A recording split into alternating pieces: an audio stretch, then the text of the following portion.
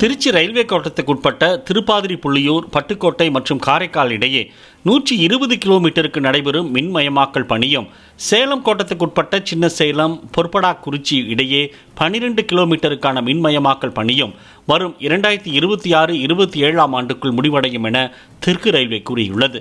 மேட்டுப்பாளையம் ஊட்டி இடையே யுனெஸ்கோ பாரம்பரிய ரயில் பாதையாக அறிவித்திருப்பதாலும், எர்ணாகுளம் கொச்சி துறைமுகம் இடையே கடற்படை பாதுகாப்பு உள்ளிட்ட பிரச்சினைகளாலும் மின்மயமாக்கல் நடைபெறவில்லை என்றும் தெற்கு ரயில்வே செய்திக்குறிப்பு தெரிவிக்கிறது.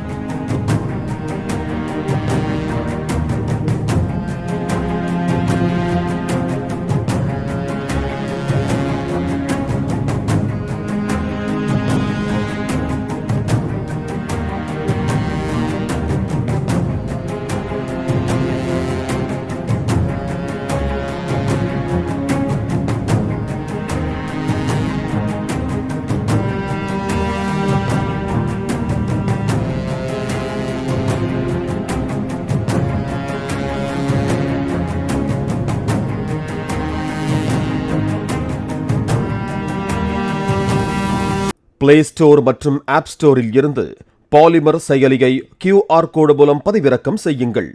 செய்திகளை உடனுக்குடன் பெறுங்கள்.